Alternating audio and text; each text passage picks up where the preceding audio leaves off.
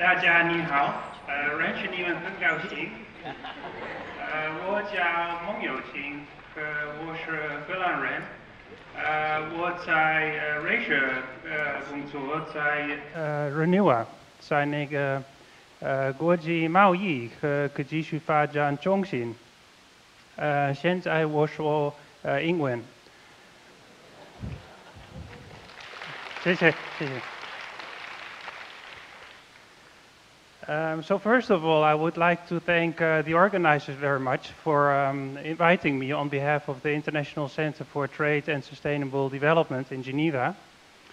And I must say this is the first time I'm actually in Taiwan. And I must also say I'm very, very impressed with your country. And of course, I'm most impressed with you, the people of Taiwan. And I'm especially impressed with the efforts which you have put into sustainable development. And just one example which I can give is that just in 1989 there was a report by a famous Dutch economist, Huting, and the title of this report was Taiwan 2000.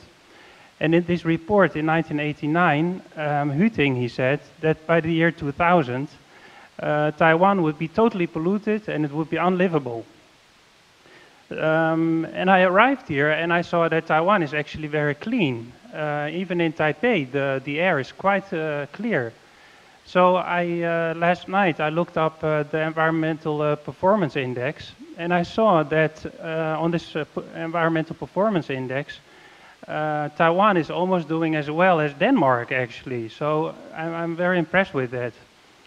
So, as I said, I'm working for ICTSD, the International Center for Trade and Sustainable Development in Geneva, which is an independent think tank. And we work on all issues related to trade and sustainable development.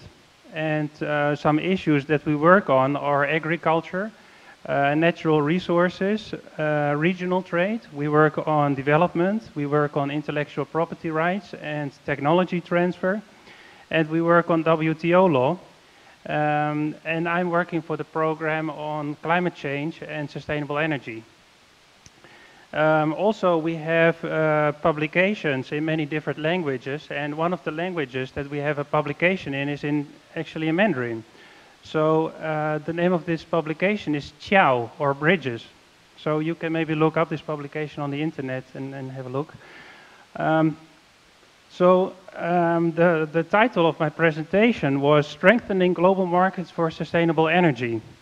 But before I talk about markets, I would like, first of all, to tell a little bit more about sustainable energy. And why sustainable energy is important. First of all, there is energy access. What you see on this map is different developing parts of the world. And you also see in the circles the number of people which don't have access yet to electricity. You cannot see the exact numbers, but you can see a dark circle on the left and a lighter circle on the right. And you see that the dark circle on the left is the number of people without access to energy, access to electricity in the year 2009. And the lighter circle on the right is the number of people without access to electricity that is expected in the year 2030.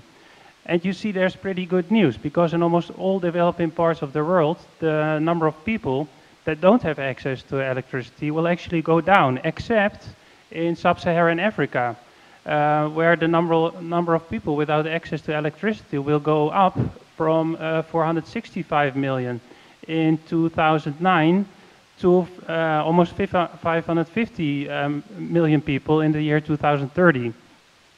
And I think access to electricity is a very important topic, because if we make providing electricity to all a goal, a global goal, then I think the only way to reach that goal is by providing sustainable or renewable energy to all people in the world.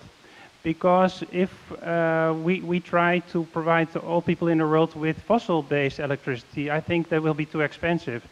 But if we can make renewable energy so cheap that all people in the world can have access to renewable energy, then that will have significant effects on the global price of renewable energy. Another important topic is energy security, and what you see here is the expected world oil production, and this is a scenario by the International Energy Agency.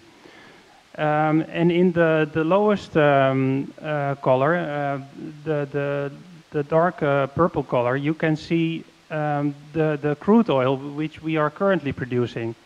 And according to the chief economist of the International Energy Agency, Bilateral, he's saying that from 2006 actually already, the conventional oil production is going down.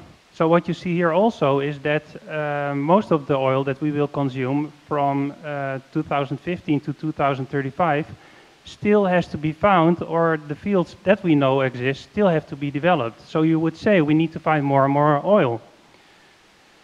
But then if you look at the oil discoveries, then you see that they have been declining since 1964. And actually until 2030, the new oil discoveries will further decline. And this will have significant impacts. For example, if you look at the food that we eat, because for every calorie of food, of energy content, 1 calorie of food that we eat, we have to put in 10 calories of fossil fuel energy. Some people say that biofuels might be a solution. But then if we look at the greenhouse gas effects of biofuels, then we see that for quite many biofuels, the emissions are the same as the emissions of fossil-based fuels. If you also include the emissions from the land use and the indirect land use change. For example, in some cases, we have to cut forests or even tropical forest in order to produce fossil fuels. And also, of course, there can be competition between fossil fuels and food. And this also takes me, of course, to the third topic, besides access to energy and energy security. And the third topic, which is important for sustainable energy, of course, is climate change. And here it is interesting, just to understand the scale of the challenge of climate change, it is interesting to look at the carbon intensity of global GDP, which means the emissions we generate to produce $1 of GDP globally. So what we see on the very left bar, you can see that in 1980, on average globally, we emitted 1,000 grams of CO2 to generate $1 of GDP. And there has been a good improvement over the period between 1980 and 2007, because in the second bar you can see that actually the carbon intensity improved by 23% between 1980 and 2007. That seems like a good outcome. But then if we look at the further reduction in carbon intensity that we have to reach until 2050 in order to limit climate change to 2 degrees Celsius, then we see actually that we have to reduce carbon intensity not by 21% but by 21 times, which is an almost incredible effort which we need to put. So it seems like a crisis, but a crisis can also be an opportunity. Amongst others, an economic opportunity. There are many different ways in which you can look at climate change. There are many different ways in which you can look at energy. There are many different ways in which you can look at sustainable development. And only one of the ways is the economic perspective. But then if we look, for example, at investment, then we see that investment in solar technology between 2005 and 2011 has increased by 600%. In 2005, there was less than $20 billion of investment in solar globally. But in 2011, we already had more than $120 billion of investment in solar technology. And total global investment in renewable energy was $260 billion last year. Another perspective to look at sustainable energy is the jobs perspective. And in this economic crisis, jobs are obviously very important for governments. And what you can see here is that you can see the number of jobs that are created per megawatt of average capacity. And then you see that for a coal-fired power plant, the total number of jobs per megawatt is about 1. And then if you look at the bottom of this table, you can see that for solar PV, 1 megawatt of capacity, it creates between 7 and 11 jobs. So that's an important increase, not only in the number of jobs, but we have found that also the quality of the jobs is much higher. And also the required education is much higher in the renewable energy sector. So if you are a coal miner, the quality of your job obviously is much less than if you are a solar PV panel installer, to give one example. And then there's also the technological perspective, because if you follow the very upper line of this graph, then you will see that in a business as usual situation, the emissions, global emissions will go up from 30 gigatons, 30 billion tons in 2010 to more than 55 billion gigatons in 2050 if we don't take further measures on climate change. But then if you follow the very bottom line of this graph, then you will see that there's a potential to bring emissions down to less than 50 billion tons by 2050. And we can reach those reductions in emissions through a number of technological measures.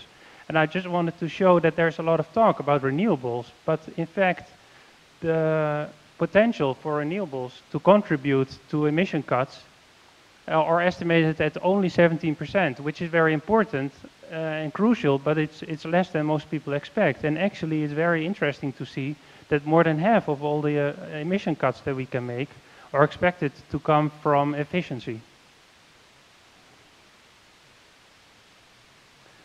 And this is just a figure I took from some recent research that we did together with UNEP, the United Nations Environment Programme, and with the European Patent Office. And we looked at the patenting activity in clean energy technologies over the period between 1978 and 2006.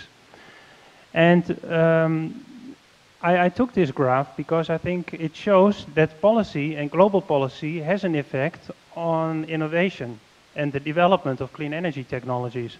Because in the middle of the graph, you suddenly see a very steep increase in the patenting activities in clean energy technologies. And it's interesting that that increase starts around 1996 and 1997. And if you look what happened in the year of 1997, it was exactly that the Kyoto Protocol under the United Nations Framework Convention on Climate Change was signed. So we think that this shows that the signing and the creation of the Kyoto Protocol, it indeed was an incentive for companies and governments to invest and to innovate in clean energy technologies. We also looked at patenting trends and licensing trends. And what you see here is licensing trends between different parts of the world. And these are the licensing trends in the wind technologies. And you see that a lot of licensing went on between Europe and China and between the US and China. And there was also some licensing going on between Japan and Taiwan, actually. And also, always when I look at this map of the world, I realize that if every single country that we see on the map had to develop its own clean energy technologies and had to innovate it on its own without looking at the rest of the world and without having access to knowledge from the rest of the world, I think we would be in a much more difficult situation than if we all can cooperate and share knowledge more freely and be more open to trade, both in goods and in services, because actually the markets for environmental services in general, and especially the market for services related to sustainable energy, are bigger than the global market for sustainable energy goods. And this takes me to the topic of trade, of course, because trade is the most important means of the most important way of technology transfer.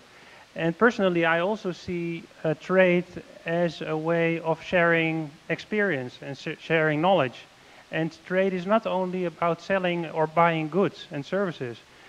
Trade is also about social and cultural exchange between people. But I'm here, of course, to talk about also the numbers. And trade is a way of earning a living. So I wanted to show you that the market position of Taiwan, that Taiwan is the number 21 in the world for wind turbine imports, and it is number 13 in the world for solar product imports. But for exports, Taiwan is also still number 21 for wind turbines, and as you saw in the presentation before, Taiwan has big plans for exporting more clean energy technology to China. But what is more interesting is that Taiwan now actually is number 2 in the world for solar exports. And because of that, Taiwan is also number 2 in the world in climate-friendly exports. Actually, the total exports of Taiwan in solar products was $7.5 billion in 2010, and it will be $10 billion next year.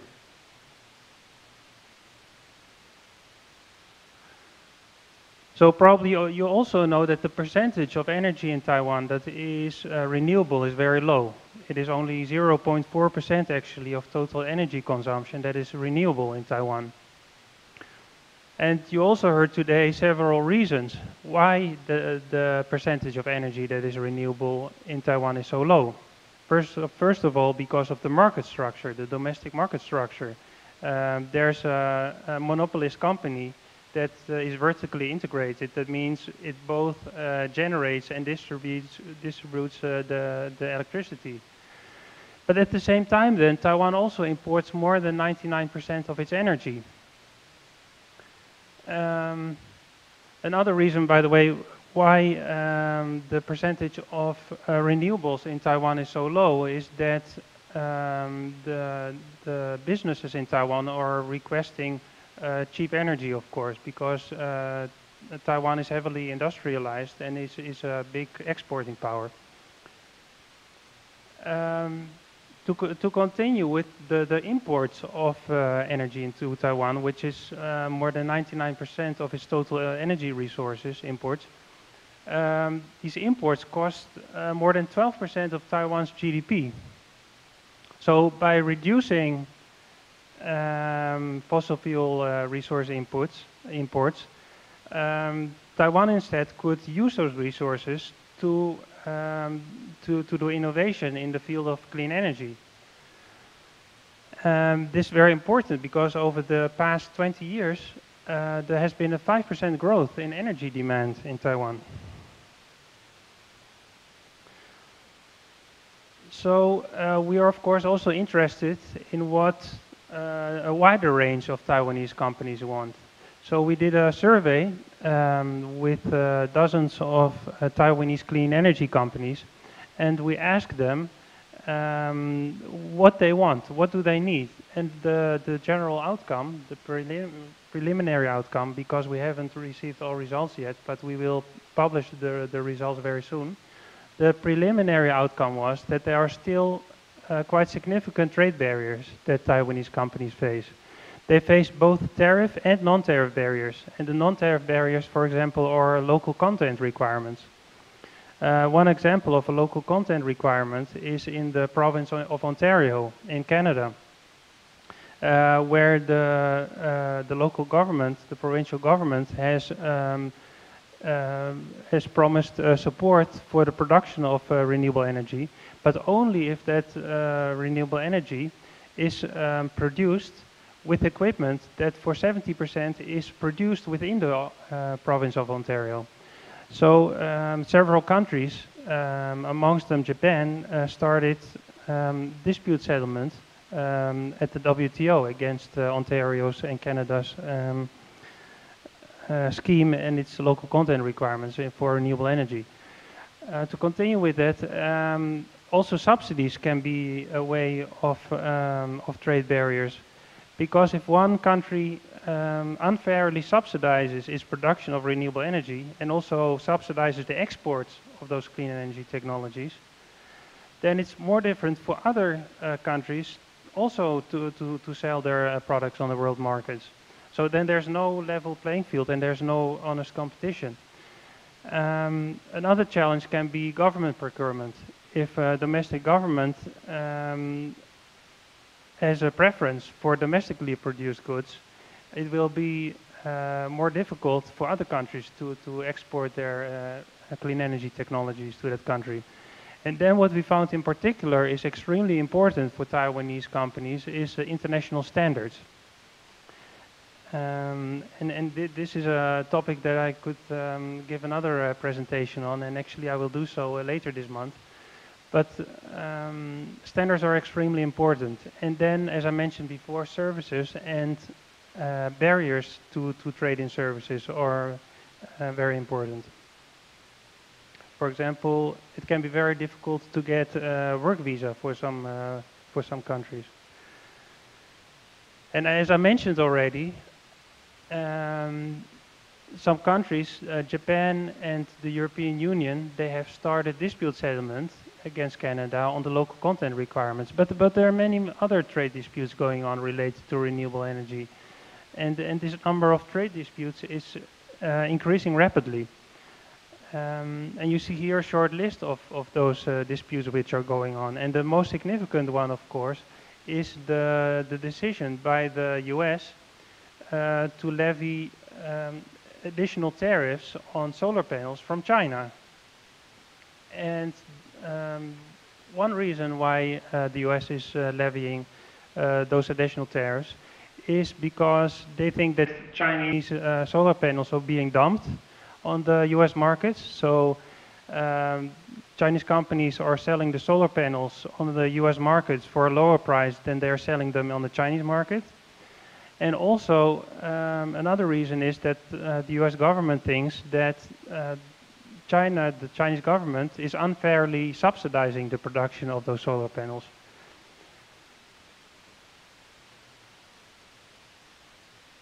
So we looked at the numbers because actually the measures that the US government is taking against imports of solar panels from China has positive impacts on Taiwan, as you can see in those numbers. On the red line, you can see the imports of solar modules and panels into the US from the rest of the world. And you see that at the end of 2011, when the US decided to put additional tariffs on solar products from China, there was a sharp drop in the imports in the US of solar panels. And of course, if you follow the white line, which shows the imports of solar products from China, then you can see that most of the drop globally is because of a sharp decline in imports of solar products from China. At the same time, at the bottom line, the green line, you can see that from the end of 2011, there was a sharp increase in the imports of solar products into the US from Taiwan. And actually, there was a 50%, more than 50% decline in imports from China, and there was a 500% increase in imports from Taiwan in the US. But of course, in the long term, all those continuing dispute settlement procedures, they're not very productive, I think, and I think we should move more towards a mode of cooperation instead of litigation, even though Taiwan is profiting from these dispute settlements in the short term. So we have also already heard about the deal in the APEC, Asia-Pacific Economic Cooperation, on environmental goods. Because last month in Vladivostok, APEC decided to lower the tariffs on environmental goods, a list of 55 environmental goods, to a maximum of 5%. And also APEC will negotiate further on removing non-tariff trade barriers. So if we look who are the biggest importers of those 54 environmental goods in APEC on the APEC list, then we see that Taiwan actually is a number 5, the 5th biggest importer. And Taiwan is also the 6th biggest exporter of products on the APEC list.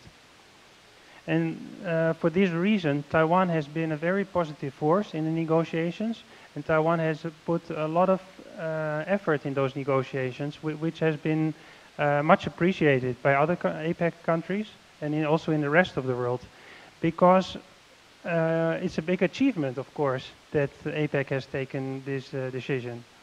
Because in the WTO there have been negotiations for more than 10 years on the liberalization of environmental goods, but there has not been a lot of progress. The only thing is that the most important trading bloc in the world in the field of environmental goods, which is the European Union, is not included in APEC. It's not a member. So what we need is an APEC Plus. We need to broaden the scope of this deal. And for this reason, earlier this week, the Director General of the World Trade Organization, Pascal Lamy, he gave a speech. And in his speech he said that the APEC deal, it should be taken to the WTO and it should be multilateralized. It should be shared with all countries. So it's very nice to say that it's good to liberalize trade in environmental goods. That sounds very good, but we also wanted to have some hard evidence. So what we did is we looked at the general equilibrium effects of a reduction in tariffs of environmental goods. And we looked at the top 12 exporters and importers of those environmental goods. And we looked at the output effects, the employment effects, the import and emission effects for those 12 countries. And we calculated what the effect would be of removing all tariffs on those environmental goods. And what we found is that there will be significant employment effects, both for Korea and especially for Taiwan, which would see an improvement, an increase in employment of between 3 and 4%. And also we looked at output effects, which were the biggest for Japan, Korea and Taiwan. And we saw an increase between 10 and 26% in the production of environmental goods. And also we found that liberalizing environmental goods would lead to emission reductions in Taiwan. So if liberalizing environmental goods, and especially sustainable energy goods and services, has such positive effects, then why don't we have regulatory frameworks at the global scale which can foster those positive effects from trade? Because for the moment, it seems like many of the trade rules that we have, they're not really the most optimal for supporting the massive scale-up globally of renewable energy and of trade in renewable energy goods and services. So one initiative that we are, one project that we have initiated at the International Center for Trade and Sustainable Development is called the Sustainable Energy Trade Initiative. And we think this would be a very promising way forward to massively scale up renewable energy, to address the current governance gaps. And those governance gaps, they are mostly in the field of the amount of support and the kind of support that governments can give for renewable energy. And there's an enormous discussion, of course, going on if governments should give support to renewable energy, and what kind of support governments should give. And on the one hand, there are people who say that you should totally liberalize the market, you should not give any support at all, and you should leave it to the companies and to the free market to develop clean energy. On the other hand, there are people who say that renewable energy needs further support, and especially governments even should directly subsidize R&D, for example, in the field of clean energy.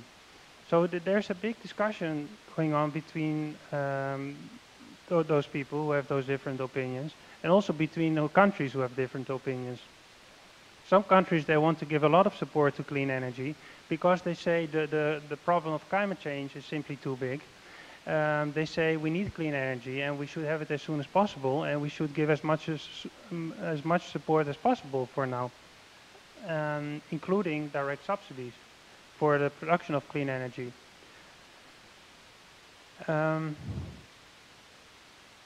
So something else that we could reach with such sustainable energy trade initiatives is to maximize the synergies between trade and energy security and climate governance, which I told about earlier. And also in such initiatives, we could include provisions on technology dissemination.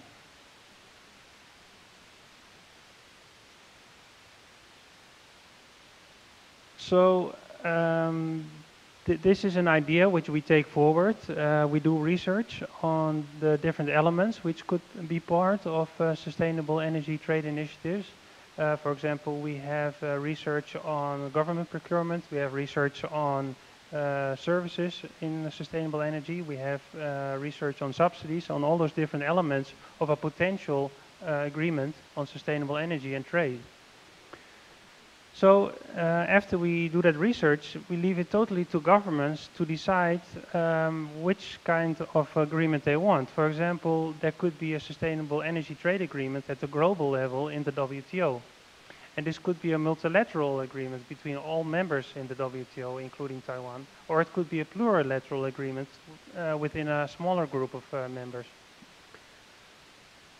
Another opportunity would be a regional agreement. And I would say that, in fact, the APEC deal can already be seen as a sustainable energy trade initiative. Even though, of course, not all the 54 goods on the APEC list are related to sustainable energy. On the APEC list, there are also many goods which are related to waste and water treatment. But still, most of the goods on those lists are related in some way to energy. Another setting in which we could have sustainable energy trade initiatives is in bilateral trade agreements. And one example where that is happening already, in fact, is in the free trade agreements between the European Union and ASEAN countries. Because all of those agreements between the EU and the separate ASEAN countries will have an annex, actually, on sustainable energy. So further, we could have better cooperation on standards and certification procedures in such agreements. We could have more transparency and trust building. Governments, they would show more commitment to addressing climate change. And non-discrimination should be the cornerstone of sustainable energy trade initiatives. But I think that it's also important to see the bigger picture and the final goal. And I think that goal should be to make the renewable energy industry a normal industry, so that we don't have to call renewable energy renewable anymore, but that all energy becomes renewable. And not that we have to call sustainable development sustainable anymore, but that all development becomes sustainable. So my question to you is, how about the Taipei Agreement on Sustainable Energy and Trade? And with this question I will finish. I thank you, and I'm also much looking forward to your questions. Thank you.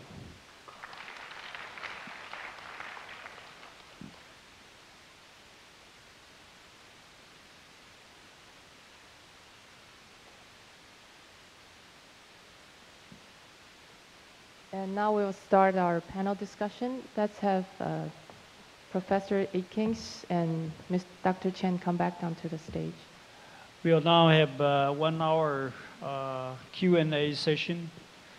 You're also welcome to give comments on the two speeches that you have just heard. We will first appreciate two speakers for excellent presentations on two very important issues. One, it's a little bit sort of expressing my appreciation and kind of my thought on their speech, and just maybe to sort of set a tone for the discussion.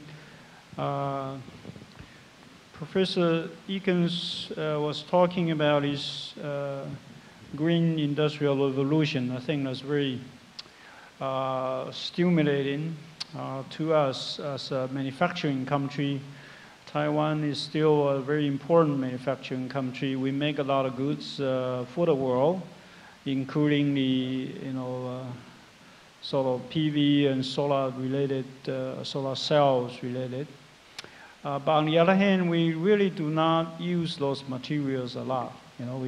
We are making these products to help the other peoples go green. But on the other hand, we ourselves will probably not engage that much in applying those goods and materials to making our life greener. I think that's one area that we really need to think about.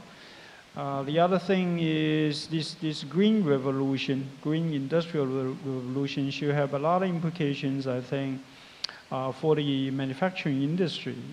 We are now facing a sort of grave challenge on our manufacturing industry.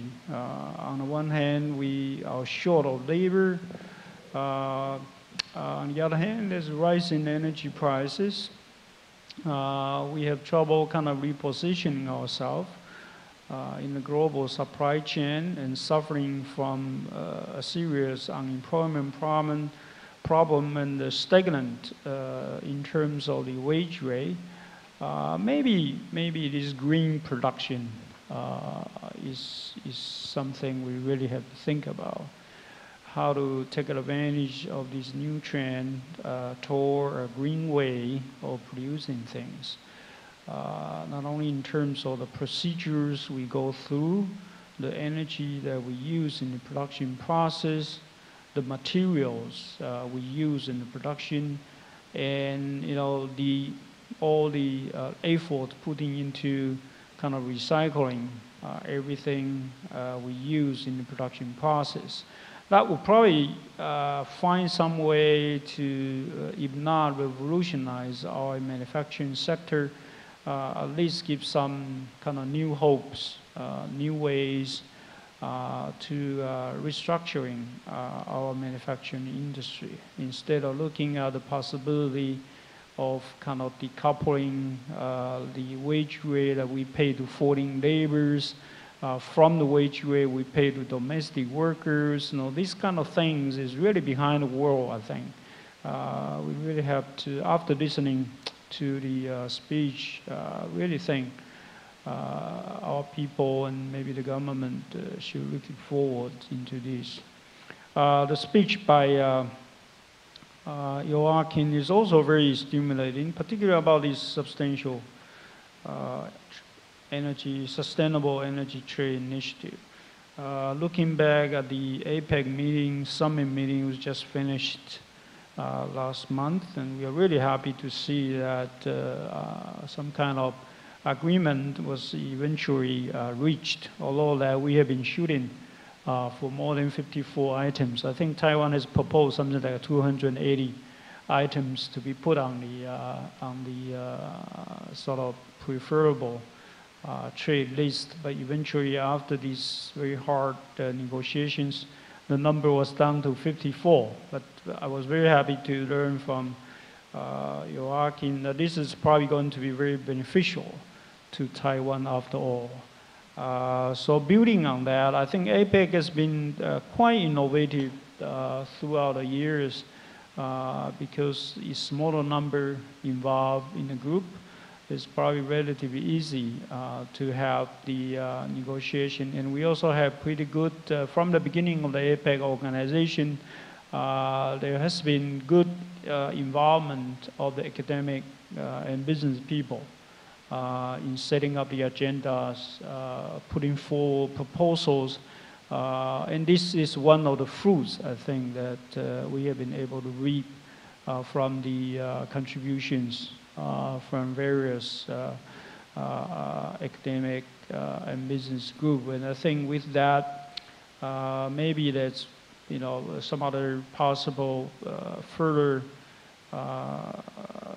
useful initiative could be put forward to reach the goal that Mr. Monkelbaan has in mind. So with that, I will welcome your comments and questions. You can write it in a paper and give to our people that are walking around, or you can raise your hands. So I will just read this question and hope that we get answers from the person.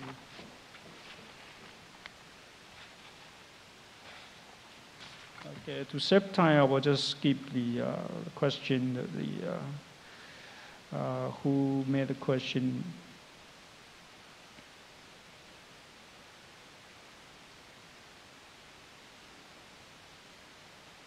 I really couldn't get it. Let me come back to...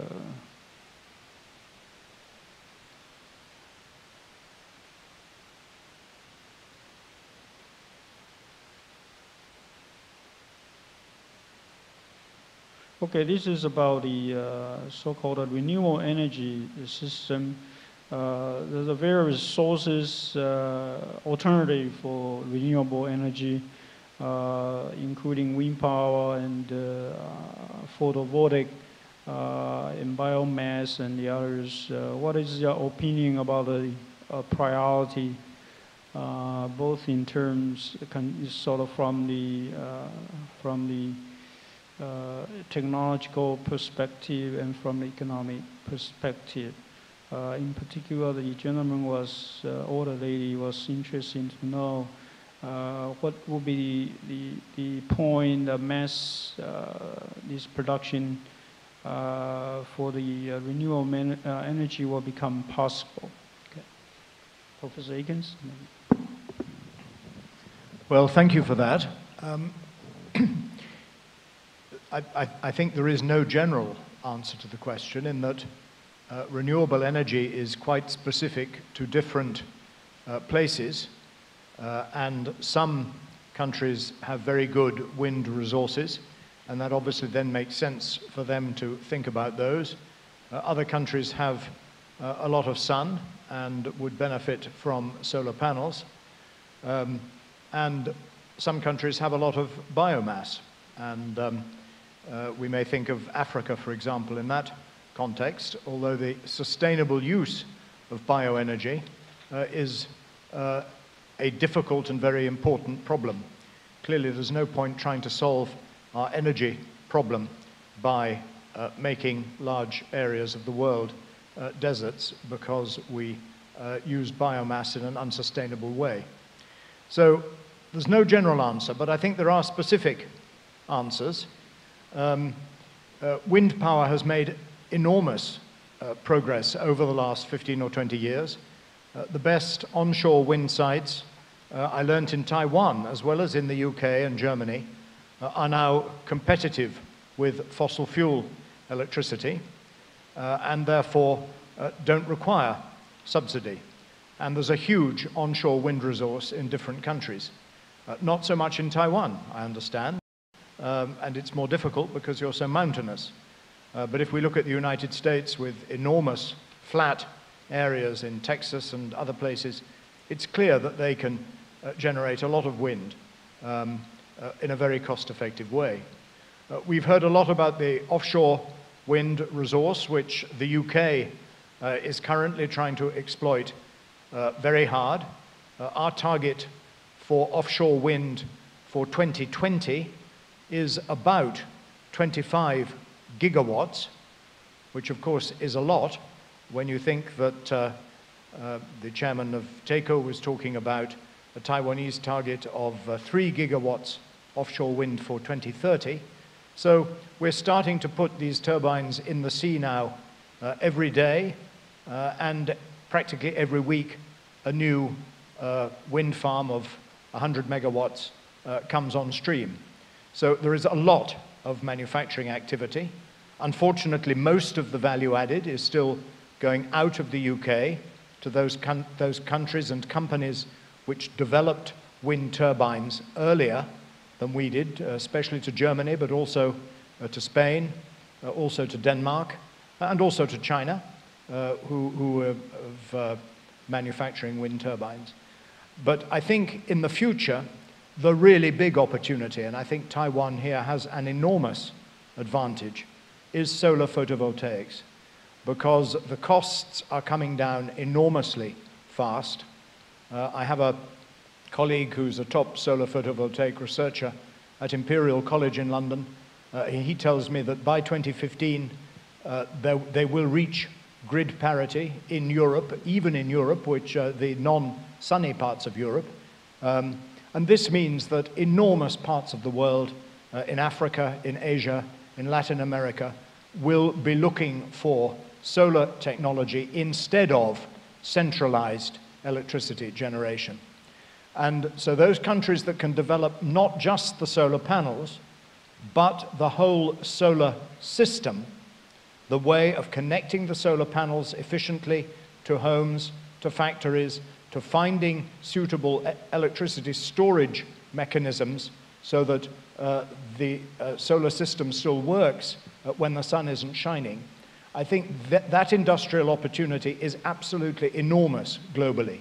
And I think that Taiwan has a very good chance of being one of the global leaders in that area. Okay, thank you very much. And this the question for Mr. Monkelbaan. One is in your presentation there is a chart of the countries that are making patterns in CETs, and there's some kind of a declining trend of the 2003. Could you explain the reason for that? The second question is about the market for renewable energy. It seems to be a buyer's market yet. Countries which providing subsidies, so on, are the major buyers in the world. And there are still a lot of trade barriers, including tariff and non-tariff measures. How can we resolve this problem? And then is this related to the proposals that about the sustainable energy trade that you have made? Please. For your first question, the question is about the figure on the production. The figure on the pattern that you showed. Remember, you showed a pattern. There seems to be a decline. That's the gentleman after 2003, and do you know the reason for that? See whether I can get a figure. This apparently is a very people that paying really good attention to it. Yeah, this is the figure I think the gentleman is talking about. After that, yes, there's a decline in innovation. Yeah. Picking up Yes. after this. There has actually only, it seems like that there's been mostly a decline in innovation in Japan. Okay. One reason is maybe that there was over-innovation and over-expectancy of what the market would do for Japan. Okay. And also government's domestic support for R&D changed, its R&D programs. That's one of the most important reasons, because Japan was the biggest innovator in the field of clean energy technologies. But for all other countries, the innovation activity, it kept on increasing, and it keeps on increasing worldwide. For your second question, your question is about the market. The market seems to be a buyer's market in the sense that the countries which are providing subsidies are the big buyer in the market, and therefore that also a lot of tariff and barrier there. How can we overcome this sort of market problem? I think the gentleman is probably concerned that without a big market, this cannot be much development in this area in terms of technology advancement and the other things. First of all, I think that the levels of support that we have seen in the past few years, they are unsustainable. And you already see in the European Union, for example, that feed-in tariffs for wind are going down, especially for solar.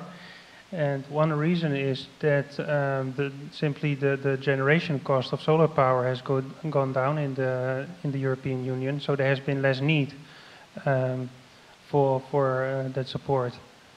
And I think for renewable energy technology in general, that trend will continue, and that as we are driving down the cost of renewable energy, there will be less need for government support.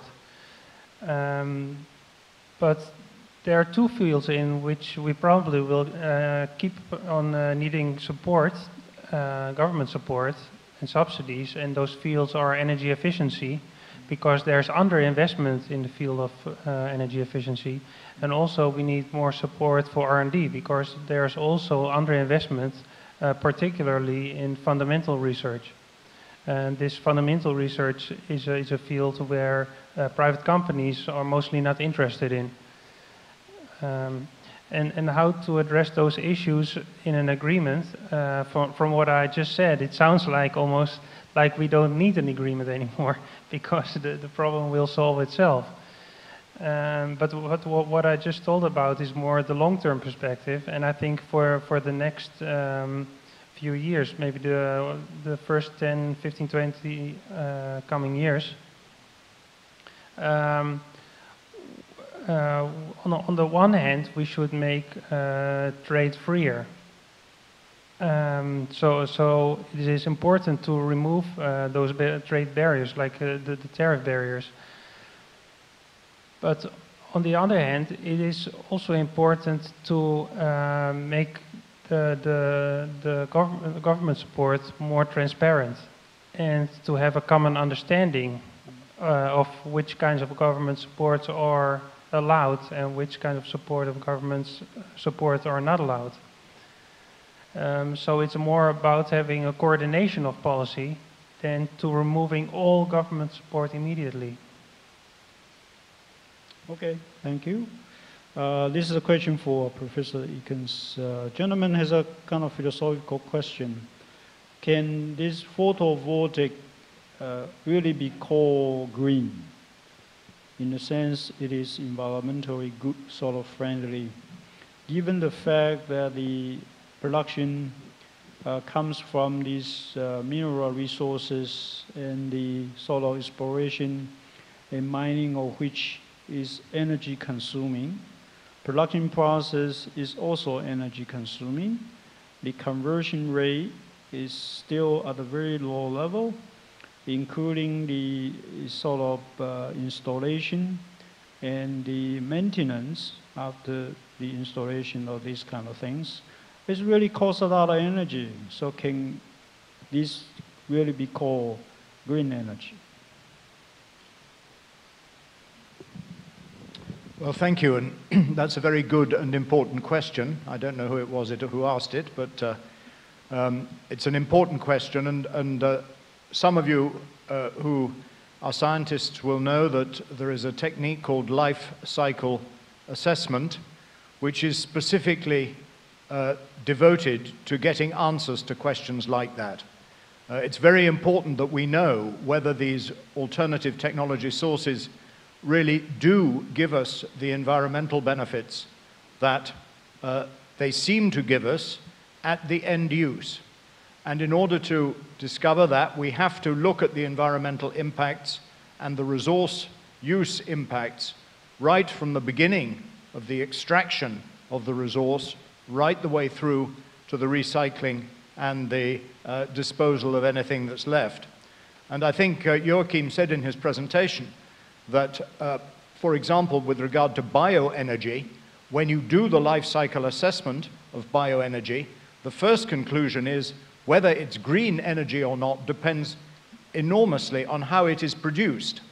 And it is very possible to produce bioenergy in a way that gives off more greenhouse gas emissions than the bioenergy itself will absorb from the atmosphere. So we do need to be very careful with these issues. The good news is that with regard to photovoltaics, the life cycle assessments are pretty positive, in the sense that the overall energy consumption of creating photovoltaic panels is, on the last numbers that I was aware of, and there's always some uncertainty with life cycle assessment, is less than 10% of the energy that they can be expected to generate over their lifetimes.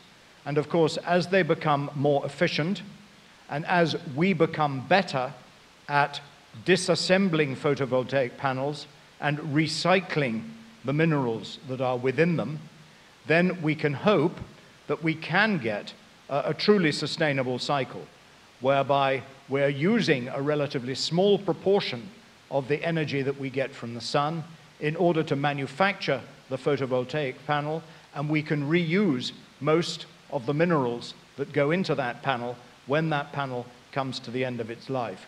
I think we're quite a long way from achieving that kind of circular economy, but the way in which photovoltaic panels are developing leads me to think that it's not an entirely impossible dream. And even now, solar photovoltaic panels give a very considerable improvement on generating electricity from either coal or gas in terms of greenhouse gas emissions. Thank you very much. That's a very good question and good answer. Please. Can I maybe shortly add something? There was a number that I heard the other day, and it really struck me.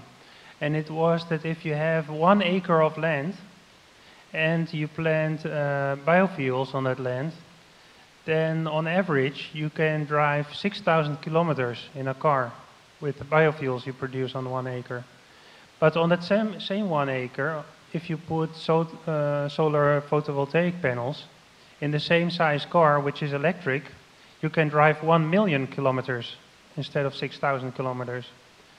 So that is almost 200 times better use of the area than for solar photovoltaic than for biofuels. That's just one number I wanted to add. Thank you. There's also, this is another question that people, I guess, discuss a lot recently about the nuclear power plant. Of course, that nuclear power plant is considered as one of the important renewable energy, or at least the alternative energy. But then because of this Fukushima accident, there have been moves in Europe and in Japan and together to cease the use of nuclear power plant. How do you see this sort of trend? How should a country make decisions on this? If nuclear power plant is going to be totally shut down, then do you think the alternative substitutes will be available in time? Both of you. Thank you. Well, that's also a very good question, and obviously a very relevant question, not just in Taiwan, but also in Japan and also in Europe, where we have a range of different opinions about nuclear power. In Germany, of course, as you know, they've decided they're going to phase out nuclear power over the next 10 years or so. In the UK, in contrast, we're planning to build a new generation of nuclear power stations, at least. The government hopes that private companies will build them and is prepared to give them subsidies to help them do that. It's obviously a very complicated question. For my view is that if we can do without nuclear power, it is better that we do. And so I very much hope that Germany succeeds in proving that an advanced manufacturing country can essentially generate all their energy from either renewables and from very aggressive energy efficiency measures, so that they need less energy and they can generate that energy from renewable sources, because in the long term, it seems to me clear that that is the best kind of future for humanity. Then there's the issue about climate change and whether we can do that quickly enough. In the UK, I'm rather doubtful whether we could do it, because we haven't got the political will that the Germans have. At the same time, I'm also rather doubtful that we can build nuclear power stations very quickly or very cost effectively. I've always been very skeptical of the cost of nuclear power. The last time we had nuclear power in the UK, it was very expensive. all the evidence suggests that this time it will also be very expensive. They're already talking about it as being as expensive as offshore wind, and you will know that offshore wind is very expensive indeed. So I think that different countries will make different nuclear power stations at different costs. I would prefer to do without them altogether if we could, but in some countries it may be necessary if they don't have the renewable capabilities, but they do have the nuclear capabilities, then perhaps another generation of nuclear power to reduce emissions and to avert the worst of climate change, that would be worthwhile. But it's a very difficult decision. It's an economically enormously important decision because these power stations are incredibly expensive. And as we've seen so tragically in Japan, they can go very wrong indeed, however safe you are. And I have the highest possible regard for Japanese engineers and the Japanese safety mechanisms which they had in place, which, because of these extraordinary effects of the tsunami, failed on that occasion. So we're talking about a very serious subject, and I don't think there's a single simple answer for all countries, but I very much hope that the great German experiment works, because I think that will give an enormously positive example to the rest of us. Thank you. I think this is not a very easy question because I don't know what my country is. I have a Dutch passport, I live in France, and my work is in Switzerland, but no, I fully agree. Switzerland also shut down, want to shut down it by Exactly. 2030? Yes, Switzerland is following the example of Germany of phasing out nuclear. France is the opposite actually, because France, I think most of the electrical generation capacity of France is nuclear. And electricity is quite cheap in France, and France has very low emissions compared to other European countries. Low per capita emissions, and the Netherlands is still doubting what to do, but I hope that the Netherlands will also follow the German example. So then if I have to choose between a nuclear plant and a coal-fired power plant, obviously I would choose the nuclear plant. But I think in the long term it's definitely necessary to transition to at least 90 or 95% renewables in our energy mix, and to phase out nuclear. Yes. Okay, thank you. There's a question directed to Professor Ekins about the UK experience in making policies on this sort of green economy. That UK seems to be able to make a lot of good policies, including Green Deal, renewable obligations, climate change levies, etc. And the gentleman this lady, I believe, was wondering what kind of political process will make this possible, to resolve the apparent conflict interest between the business sector and maybe the public goods. So could you comment on that? Yes, that's another very good and interesting question, and I could talk about it for a very long time, but I won't. The first thing I will say is that countries from the outside always seem to be much better than they are from the inside. So that when I come from the UK, people often talk to me about the UK as being a world leader on climate change and other kinds of things. And of course, in some ways that is true. And I'll just mention one or two things that are true. But similarly, when I come to Taiwan, and I see the progress that you've made in 20 years, I'm very impressed with that, and I think that in some ways, therefore, Taiwan is a leader of a certain sort of country in industrial protection. And then, of course, I listen to the chairman of TECO, who is very honest about the kinds of problems that he, as a businessman, still experiences in Taiwan. And it's very clear that in Taiwan, this is difficult. I can tell you in the UK, it is also difficult. The green economy agenda is not an easy agenda, either economically, or in terms of business, or in terms of politics.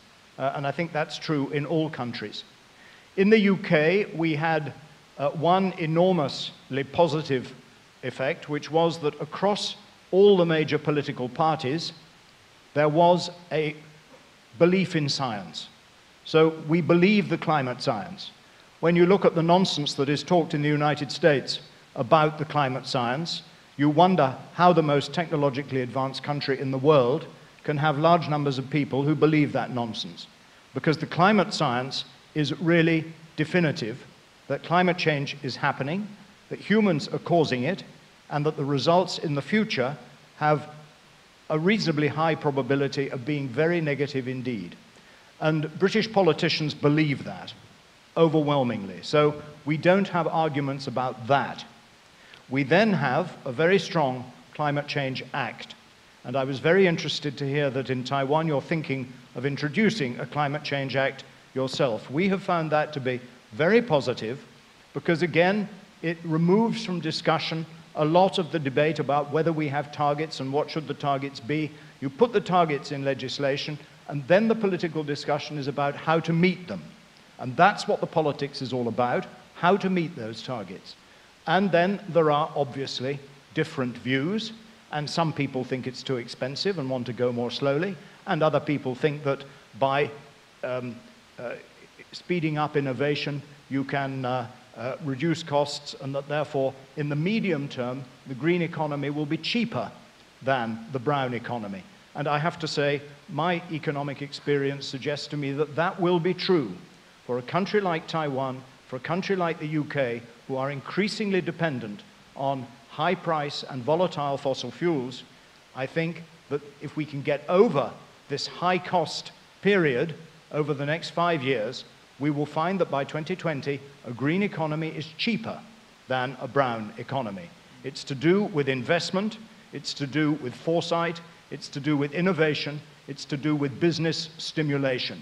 And that's why events like this are so important, to get the entrepreneurs thinking over the next 5 years to the markets that will be in the 2020s, when increasingly countries are going to want to go in this direction.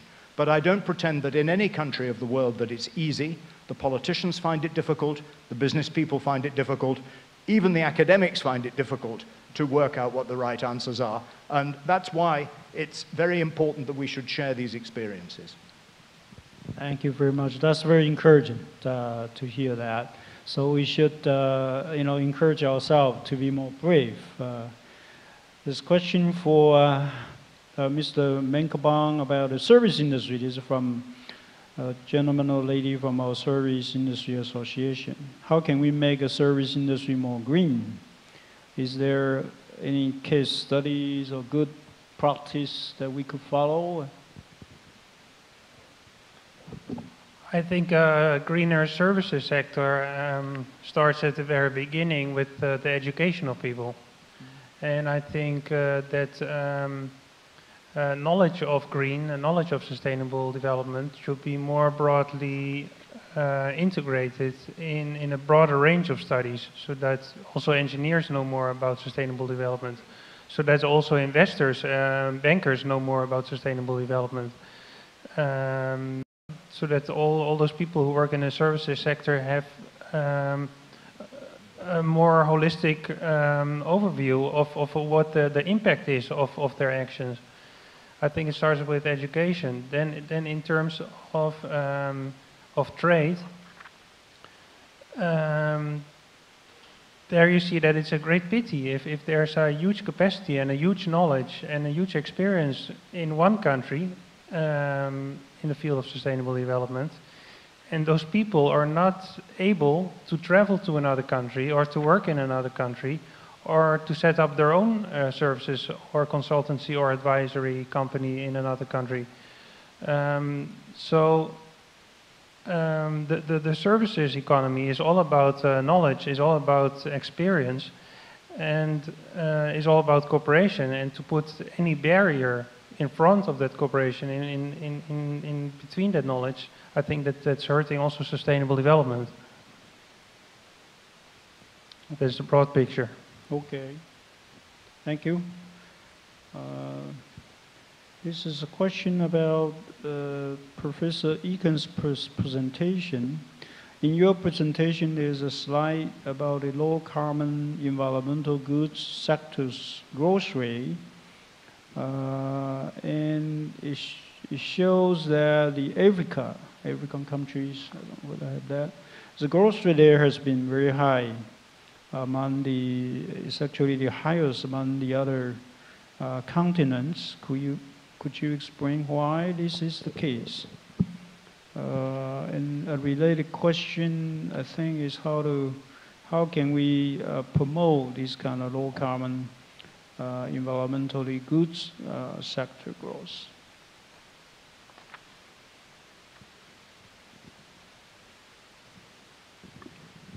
Well, thank you. Again, good questions. The African figures, I think, are quite easily explained because it's a high percentage growth, but from a very low figure. So a high percentage of a low figure is actually quite a low figure, so that the market there is still starting. And that relates to the second question of how to promote these industries. Overwhelmingly, the experience shows that the way to promote these industries is to build the domestic market. So that one of the reasons why Taiwan is relatively successful in this area is because, precisely as Joachim said in his presentation, since the late 80s, Taiwan has had a focus on environmental protection and recycling. And you've gradually built your industries and capabilities in your own country and developed your expertise in that way.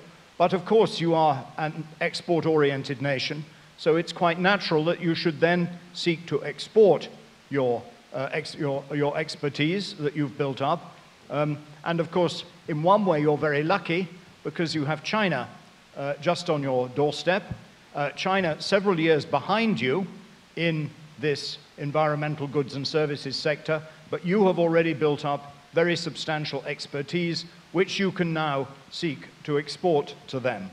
And I think looking forwards, the fact that you're now getting into renewables, but in some ways you're getting into renewables a bit later than China, and it's exactly the same with Japan, getting into renewables a bit late, you will have a lot of work to do to build up your industries, build up your sectors, and catch up in that way. And that's obviously not quite true for photovoltaics because because of your semiconductor skills, you've been active in photovoltaics for a long time. But I think that the importance of building a domestic market and a domestic supply chain, which can then look outwards into the rest of the world and take advantage of export opportunities, I think in this sector particularly, that has been shown to be important. Thank you very much. I probably can also add some comments to this.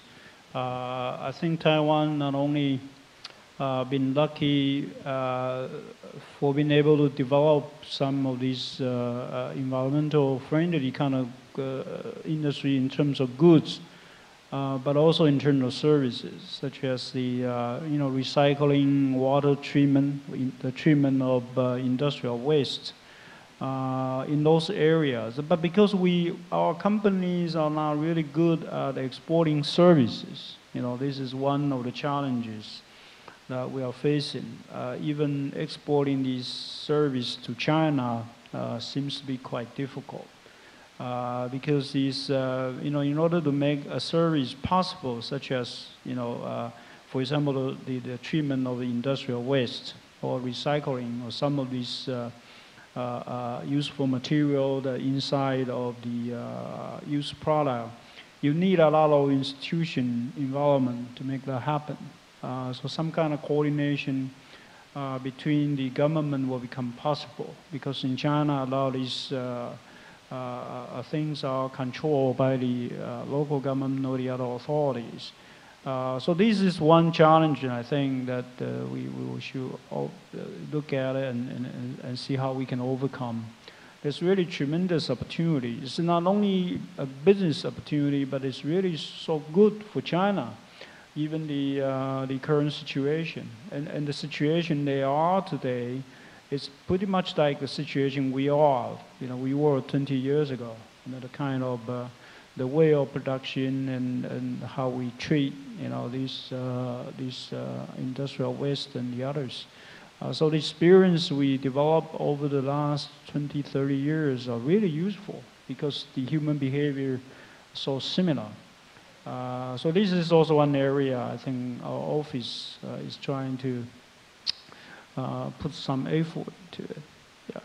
So very good question. There's a question for Mr. Monkelbaan about, in your PowerPoint, you mentioned about a possible Type A agreement on the sustainable energy and trade. Could you kind of elaborate on this a little bit more and tell us how to do it? How to do it? How can we make that possible, a reality? Well, I think Taiwan is definitely already on the right track. If you see the positive role which Taiwan has played in APEC, if you look at that positive role and how the role of APEC of Taiwan within APEC has been growing and how more active Taiwan has become within the World Trade Organization also, then I think Taiwan should continue its engagement. It can continue also bilateral negotiations with different trading partners.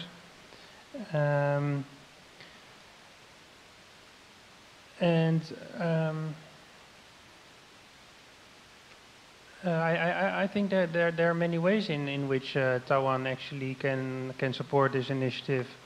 As I said, within the WTO, so at the global level, I think at the regional level, so within APEC and within other regional organizations, and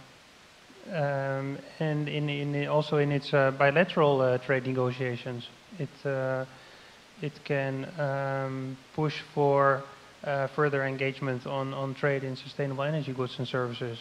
So I think that there are many opportunities, and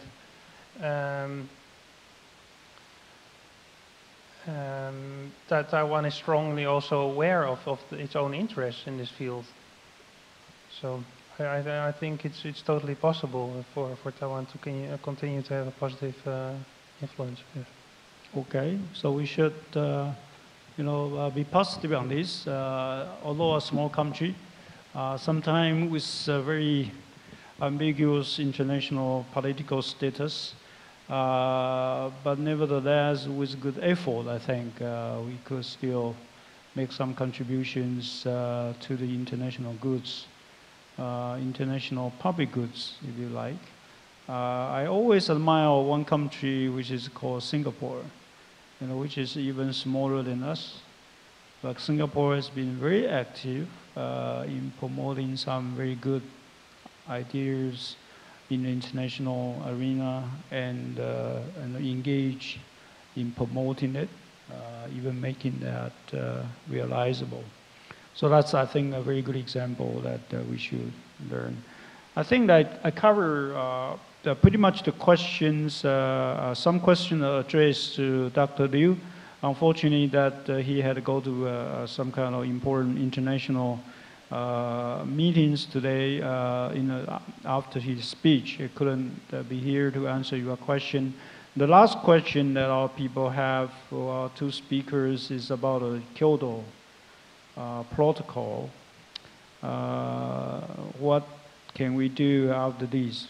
Can we further accelerate or build something on that? And the European countries seems to be more proactive in terms of making, for example, the carbon trade, limiting the emission on a voluntary basis. But on the international arena, we don't seem to have a lot of progress. So what is your kind of prospect on this, in this area? Dr. Ekins, you want to? Well, thank you. Finishing probably with the most complex and difficult question of all, as always is the case at these sessions. I've got three answers, I think. The first is that it's immensely important to keep the global negotiations open. It's immensely important that the Framework Convention continues to meet, that countries continue to exchange views between the annual meetings, and that we try to make progress on all the other aspects of the Kyoto Protocol that do not involve countries setting targets, which is obviously a difficult part of it. We need to establish the climate fund properly to ensure that developing countries believe that industrial countries are serious about help for both adaptation and mitigation. So that's the global negotiating track that needs to be kept open. The second thing is that those countries that do introduce emissions trading schemes and carbon taxes should try to align them internationally. Economists are united in thinking that the best way to tackle this problem would be a global, high and rising carbon price. Whether that carbon price comes about through a global carbon tax, or whether it comes about through a unified emissions trading scheme, doesn't matter very much. I have my preferences, which I won't go into here, but we need a high and rising carbon price. Now, globally, we're not going to get an agreement on that anytime soon, but there is the EU emissions trading scheme. The Australian scheme is going to be linked to that from 2015. The Koreans are introducing a scheme. I understand that Taiwan is thinking about introducing a scheme. Japan has a carbon tax. So California has a trading scheme, and there are discussions of linking the Californian scheme to the European scheme. So there are global movements in this area which aren't officially related to the Climate Convention, but that is also terribly important. But I think that the most important thing brings us back to the discussion of today, which is that if we could get the costs of renewable and other low-carbon technologies down so that they were competitive with fossil fuels, then the market would do so much more than the market is able to do at the moment. Governments need to continue to subsidize these technologies for the moment, but for some of these technologies, they are already cost-effective. And onshore wind, for example, in the best sites now, that can be a market-driven technology, more or less. And I think that as the more that can happen globally, the less that governments have to do, and the more of the heavy lifting that the market can do, and that, of course, will make it easier for the politicians to come to some kind of agreement, because they will perceive that the costs of the agreement will be less to them than they might otherwise be.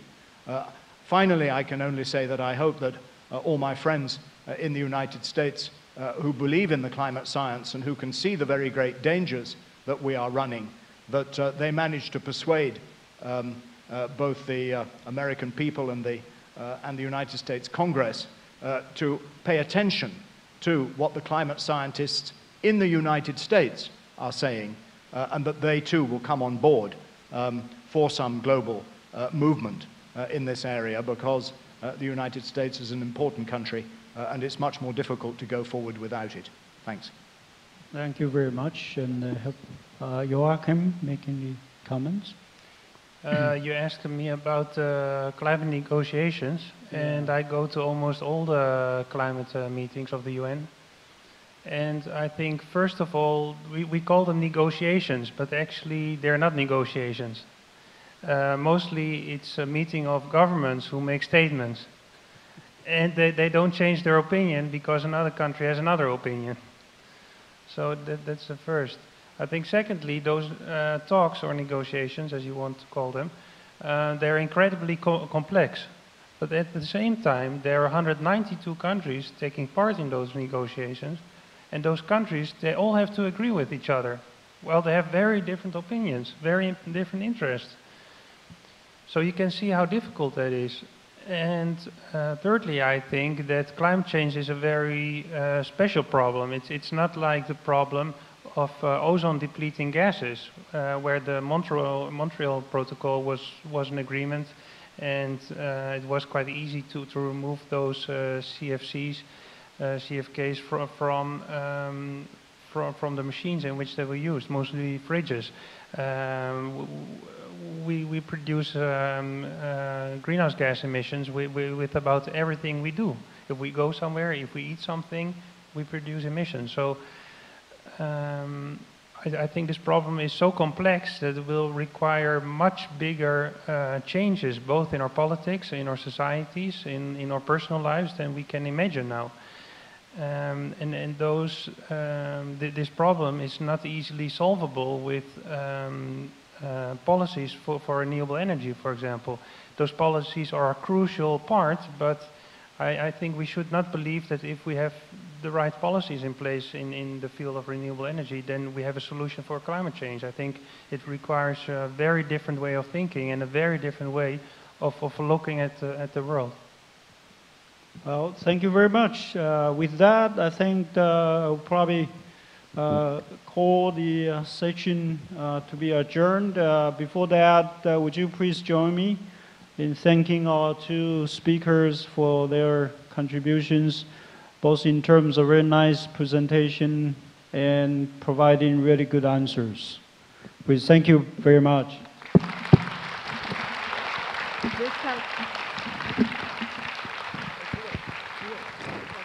This concludes our program today. I wish to thank each of our distinguished panelists for sharing their expertise with us and for making this International Green Summit a successful one. We also like to thank the Ministry of Economic Affairs for sponsoring this event and to all the other sponsors for their support. And of course, thank you all for attending today's Green Summit. We hope to see you at another future ministry event.